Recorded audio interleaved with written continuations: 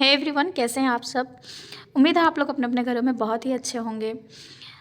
आज मैं इग्नू के कुछ क्वेश्चन आंसर को सॉल्व करने के लिए आप लोगों के साथ जुड़ी हूँ। आप उम्मीद है आप लोग को बहुत ही हेल्प होगा एग्ज़ाम पेपर में सॉल्व करने के लिए। आप लोग इस वीडियो को अंत तक ज़रूर देखिएगा। ये बहुत सारे डाउट को आप लोगों का क्लियर करेगा, बहुत हेल्प करेगा।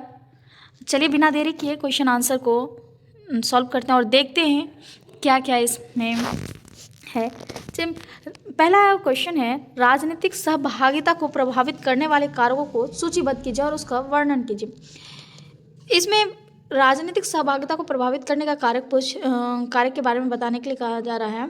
तो राजनीतिक सहभागिता जनतांत्रिक प्रक्रियाओं का महत्वपूर्ण हिस्सा है, जहां नागरिक मतदान, राजनीतिक दलों की सदस्यता और नीति निर्माण में हिस्सा लेते हैं। राजनीतिक सहभागिता को कई कारक प्रभावित करते हैं, जिनमें व्यक्तिगत, सामाजिक और संस्थागत पहलू शामिल होते हैं। यहाँ प्रमुख कारकों का वर्णन किया गया है। पहला कारण है सामाजिक आर्थिक स्थिति। आय और शिक्षा उच्च और शिक्षा स्तर वाले व्यक्ति राजनीतिक गतिविधियों में अधिक संलग्न होते हैं। इनके पास राजनीतिक प्रक्रियाओं के बारे में अधिक जानकारी होती है और वे संसाधनों का उपयोग करके प्रभावी ढंग से भाग ले सकते हैं। दूसरा रोजगार स्थिति है। स्थिर रोजगार वाले लोग अधिक सुरक्षित महसूस करते हैं और राजनीतिक मुद्दों पर ध्यान देने में सक्षम होते हैं। बेरोजगारी राजनीतिक निराशा का कारण बन सकती है, जिसमें भागीदारी कम हो सकती है। दूसरा है आयु। युवा और बुजुर्ग। युवा अक्सर राजनीति में कम भाग लेता है, ठीक है, जबकि वृद्ध लोग अधिक सक्रिय होते हैं। वृद्धों के पास अधिक अनुभव और राजनीतिक समझ होती है, जिससे अधिक संलग्न होते हैं। यानी कि युवा और बुजुर्ग के बारे में कहा है, जो बुजुर्ग होते हैं ना, वो उसको अनुभव में ज़्यादा समझ होती है और युवा को कम, इसलिए वो कम भाग लेते हैं। तीसरा है लिंग। महिला और पुरुष मतभेद। महिला पुरुष मतभेद में पारंपरिक रूप से महिलाओं की राजनीतिक सहभागिता पुरुषों की तुलना में कम रही है, लेकिन बदलते समाज मानदंडों और जागरूकता के चलते महिलाओं की भागीदारी बढ़ रही है। ये जो राजनीतिक जागरूकता है, अब मैं इसके बारे में आप लोगों को बता।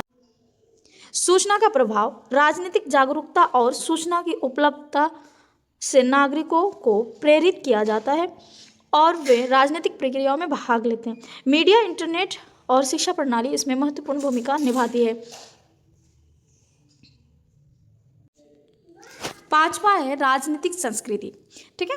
राजनीतिक और परंपराएं। एक समाज की राजनीतिक संस्कृति और परंपराएं सहभागिता के स्तर को प्रभावित करती है, ठीक है, जहां राजनीतिक संवाद और विचारों की स्वतंत्रता को प्रोत्साहित करती है, वहां राजनीतिक सहभागिता बढ़ती है। एक समाज में ना संस्कृति और परंपराएं सहभागिता को प्रभावित करती है, ठीक है, जिसमें राजनीतिक संवाद और विचार को स्वतंत्र प्रोत्साहित यानी कि बढ़ावा दिया जाता है, जिसमें ये जो राजनीतिक सहभागिता है ये जो बढ़ती है, ठीक। चलिए आगे बढ़ते हैं। छठा है सामाजिक नेटवर्क और समुदाय। समूह और समुदाय का प्रभाव। मित्रों, परिवार और सामाजिक समूह का प्रभाव व्यक्ति के राजनीतिक जीवन में सक्रियता को प्रभावित कर सकता है। सामाजिक और नेटवर्क और सामुदायिक संगठनों में संलग्न राजनीतिक सहभागिता को बढ़ावा देती है। सातवां है राजनीतिक विश्वास। सरकार पर विश्वास करना, ठीक। सरकार और राजनीतिक संस्थाओं में विश्वास और पारदर्शिता की भावना नागरिकों को सक्रिय भूमिका निभाने के लिए प्रेरित करती है। अविश्वास या भ्रष्टाचार की स्थिति सहभागिता को कम कर सकती है। तो अविश्वास यानी कि जिसके ऊपर विश्वास नहीं, और एक भ्रष्टाचारी जो करते हैं राजनीतिक में, वो सहभागिता में कम करते हैं, यानी कि मेल जोल में कम हो जाती है। नीतिगत पहल और अभियान 8वां नंबर पे है। प्रेरक अभियान। नीतिगत पहल, जागरूकता का कार्यक्रम और प्रचार अभियान के माध्यम से राजनीतिक सहभागिता को प्रोत्साहित किया जा सकता है। नागरिकों को राजनीति में शामिल होने के लिए प्रेरित किया जाता है, जिससे उनकी भागीदारी की संभावना बढ़ती है। चलिए इसका निष्कर्ष निकल के आता है, राजनीतिक सहभागिता को प्रभावित करने वाले ये कारक साझा रूप से एक ऐसी प्रणाली बनाती है जो राजनीतिक प्रक्रिया में नागरिकों की सक्रियता को निर्धारित करते हैं। इन कारकों को समझकर राजनीति को अच्छा बनाया जा सकता है। चलिए बढ़ते हैं दूसरे क्वेश्चन की तरफ। राजनीतिक सिद्धांत के पुनः उत्थान की चर्चा कीजिए। तो राजनीतिक सिद्धांत का पुनः उत्थान 20वीं शताब्दी के उत्तरार्ध में एक महत्वपूर्ण बौद्धिक घटना रही है, जो विशेष रूप से 1970 और 1980 के दशकों में स्पष्ट रूप से उभरी है। यह पुनः उत्थान उन कई कारकों और प्रवृत्तियों से प्रेरित था जिन्होंने राजनीतिक विचारों को नए सिरे से परिभाषित करने और पारंपरिक मान्यताओं पर पुनर्विचार करने का आह्वान किया। यहाँ राजनीतिक सिद्धांत के पुनः उत्थान की चर्चा की गई है। प्रारंभिक संदर्भ: आधुनिकता और औद्योगिकीकरण। 19वीं और 20वीं शताब्दी की शुरुआत में राजनीतिक सिद्धांत ने आधुनिकता और औद्योगिकीकरण के प्रभाव में नए सामाजिक और आर्थिक ढांचे को समझने की कोशिश की है। द्वितीय विश्व युद्ध और शीत युद्ध। युद्धों के बाद की विश्व राजनीति ने सिद्धांतकारों को नई विश्व व्यवस्था और शक्ति संबंधों पर विचार करने के लिए प्रेरित किया। पुनः उत्थान के कारण: आलोचनात्मक सिद्धांत का विकास। फ्रैंकफर्ट स्कूल और अन्य आलोचनात्मक विचारों ने सामाजिक असमानता, संस्कृति और विचारधारा पर ध्यान केंद्रित किया, जिससे राजनीतिक सिद्धांत को नया दृष्टिकोण मिला। स्वतंत्रता और न्याय के सिद्धांत। जॉन रॉल्स की ए थ्योरी ऑफ जस्टिस ने न्याय की अवधारणा को पुनर्भाषित किया, जिसने राजनीतिक सिद्धांत के क्षेत्र में एक दृष्टिकोण मिला। राजनीतिक सिद्धांत में क्षेत्र में एक नई बहस को जन्म दिया। ठीक है। तीसरा है मानव अधिकार आंदोलन। 1960 और 1970 के दशकों में मानव अधिकार आंदोलनों के बढ़ते प्रभाव ने राजनीतिक सिद्धांतकारों को व्यक्तिगत अधिकारों और स्वतंत्रता पर नए दृष्टिकोण अपनाने के लिए प्रेरित किया। प्रमुख प्रवृत्तियां: सामाजिक और उदारवादी विचार। समाज और उदारवाद के नए रूपों ने आर्थिक और सामाजिक नीतियों पर पुनर्विचार किया। ये प्रवृत्तियां आर्थिक असमानता और सत्ता के दुरुपयोग के खिलाफ एक नई राजनीतिक नैतिकता की मांग कर रही थी। दूसरा है बहुसंस्कृतिवाद और पहचान की राजनीति। पहचान की राजनीति और बहुसंस्कृतिवाद ने राष्ट्रीयता, जातीयता, लिंग और संस्कृति पर आधारित सवालों को उठाया, जिससे राजनीतिक सिद्धांत में विविधता और समावेशिता पर नया ध्यान केंद्रित हुआ। प्रभाव और योगदान पर नए विमर्श का उदय पहला नंबर पर है। यह पुनः उत्थान राजनीतिक विमर्श के नए क्षेत्रों जैसे पर्यावरणीय राजनीति, नारीवाद और उत्तर औपनिवेशिक अध्ययन का विकास का कारण बना। दूसरा है वैश्विक दृष्टिकोण। वैश्वीकरण के संदर्भ में राजनीति सिद्धांतकारों ने अंतर्राष्ट्रीय संबंधों और वैश्विक न्याय पर ध्यान केंद्रित किया। इसका निष्कर्ष निकलकर आता है राजनीतिक सिद्धांत का पुनः उत्थान एक जटिल प्रक्रिया थी, जिसने विचारकों को पारंपरिक राजनीतिक मान्यताओं पर पुनर्विचार करने और नई अवधारणाओं और दृष्टिकोणों को विकसित करने प्रेरित किया। इसने विभिन्न राजनीतिक, सामाजिक और सांस्कृतिक मुद्दों पर एक समृद्ध और विस्तृत बहस के लिए आधार पर प्रदान किया, जिसने राजनीतिक विचारों को अधिक समावेशी और प्रगतिशील बनाने का अवसर मिला। यह पुनः उत्थान आज भी राजनीतिक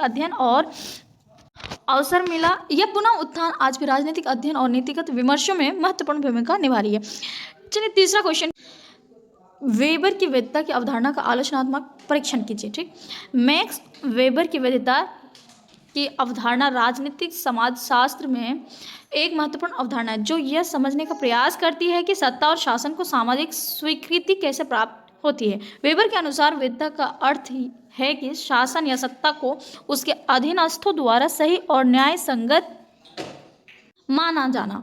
ठीक, यह अवधारणा 3 प्रमुख प्रकार की वैधता पर आधारित है: परंपरागत, करिश्माई और वैधानिक तार्किक। यहाँ वेबर की वैधता की अवधारणा का आलोचनात्मक परीक्षण प्रस्तुत किया गया है। वेबर की वैधता के प्रकार: परंपरागत, ट्रेडिशनल, यह वैधता परंपरा, राजनीति, रिवाज और सांस्कृतिक मानदंडों पर आधारित होती है। पुराने और पारंपरिक समाजों में शासक की स्थिति को उसकी वंशावली और परंपरा के अनुसार वैध माना जाता है। दूसरा है करिश्माई वैधता। ये करिश्माई वैधता यह वैधता किसी व्यक्ति को व्यक्तिगत करिश्मे, नेतृत्व गुणों, विशेषताओं के कारण जनता का समर्थन प्राप्त करते हैं। तीसरा है वैधानिक तार्किक वैधता। यह वैधता कानून की प्रक्रियाओं और तर्कसंगत नियमों पर आधारित होती है। आधुनिक समाजों में इस प्रकार का वैधता सबसे प्रचलित है, जहां सत्ता के संस्थागत और कानूनी ढांचे को अधिक महत्व दिया गया है। आलोचनात्मक परीक्षण, जातीय और सांस्कृतिक वैधता। वेबर की वैधता की अवधारणा में जातीय और सांस्कृतिक विविधता के प्रभाव को पर्याप्त रूप से शामिल नहीं किया गया है। विभिन्न संस्कृतियों में वैधता को मानदंड भिन्न हो सकता है, जिन्हें इस सिद्धांत में उपेक्षित किया गया है। अस्थायित्व और परिवर्तन। वैधता के 3 प्रकार स्थिर है और समय के साथ अपरिवर्तनीय प्रतीत होती है। वैधता 3 प्रकार स्थिर और समय के साथ अपरिवर्तनीय है, जबकि वास्तविक जीवन में वैधता की प्रकृति समय और परिस्थितियों के अनुसार बदल सकती है। राजनीतिक बदलाव और सामाजिक आंदोलनों के प्रभाव को इस दृष्टिकोण में अधिक विस्तार से नहीं समझाया गया है। करिश्माई वैधता की सीमाएं। करिश्माई वैधता का अत्यधिक निर्भरता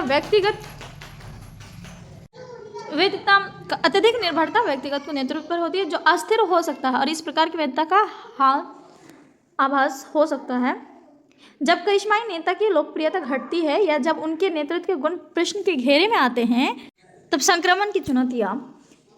वेबर मॉडल विभिन्न वैधता प्रकारों के बीच संक्रमण की प्रक्रिया को स्पष्ट रूप से नहीं दर्शाता है। उदाहरण के लिए, परंपरागत से वैधानिक तार्किक वैधता में बदलाव का विवरण अधिक जटिल हो सकता है। इस क्वेश्चन का निष्कर्ष है, मैक्स वेबर की वैधता की अवधारणा राजनीतिक समाजशास्त्र में एक महत्वपूर्ण योगदान है, जो सत्ता की सामाजिक स्वीकृति को परिभाषित करती है।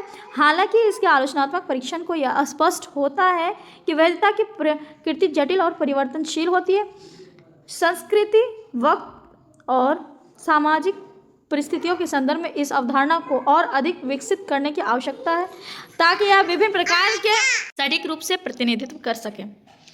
चौथा क्वेश्चन है, उत्तर आधुनिकवाद पर लियोटार्ड के विचारों का परीक्षण कीजिए।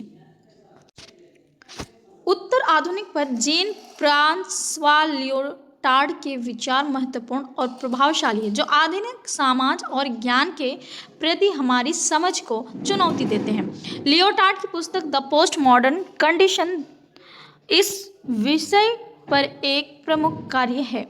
उन्होंने पोस्ट मॉडर्निज्म को ज्ञान के प्रति हमारी धारणा और सामाजिक संचारों का पुनः परीक्षण करने के रूप में प्रस्तुत किया। आइए उनके विचारों का परीक्षण करें। प्रमुख विचार।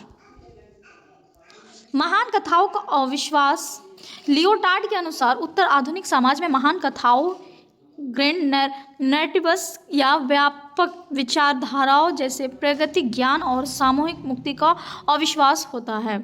उन्होंने तर्क दिया कि ये कथाएं आधुनिकता में शक्ति और नियंत्रण के साधन के रूप में काम करती है और पोस्ट मॉडर्न समाज अधिक विविधता और बहुलता को स्वीकार करता है। ज्ञान की वैधता। लियोटार्ड ने ज्ञान के प्रति एक नई समझ विकसित की, जिसमें उन्होंने ज्ञान की वैधता के प्रश्न उठाए। उनके अनुसार ज्ञान को विकसित करना है। तीसरा, भाषा खेल, लैंग्वेज गेम्स। लियोटार्ड ने लुडविग विटगेन्स्टाइन के भाषा खेल के विचार को आगे बढ़ाया, जिसमें ज्ञान और अर्थ के निर्माण को विभिन्न संदर्भों और सामाजिक खेलों में बांधा गया है। यह दृष्टिकोण यह सुझाव देता है कि सत्य और अर्थ स्थिर नहीं होते बल्कि बदलते हैं। आलोचनात्मक में है भाषा खेल। भाषा खेल का विचार यह स्पष्ट करता है कि ज्ञान और अर्थ संदर्भ विशिष्ट होते हैं, लेकिन यह दृष्टिकोण आलोचनात्मक के अनुसार कभी कभी जानकारी और अर्थ के पूर्ण रूप से विखंडन की स्थिति ला सकता है, जो सामाजिक संवाद और सहमति की संभावना को और अधिक जटिल बना देता है। इसका निष्कर्ष निकल कर के आता है कि जीन फ्रांसवा लियोटार्ड का उत्तर आधुनिकवाद पर विचार आधुनिक समाज की जटिलताओं और विविधताओं को समझने में सहायक है। उनके विचार ज्ञान के प्रति हमारी धारणाओं को चुनौती देते हैं और हमें सोचने पर मजबूर करते हैं कि कैसे शक्ति और संस्कृति संगठित होते हैं। हालांकि उनके विचारों की आलोचनाएं भी है, लेकिन यह अस्पष्ट है। उम्मीद है आपको हमारा ये वीडियो बहुत ही पसंद आया होगा। हमारे इस चैनल को लाइक और सब्सक्राइब करना नहीं भूलिएगा।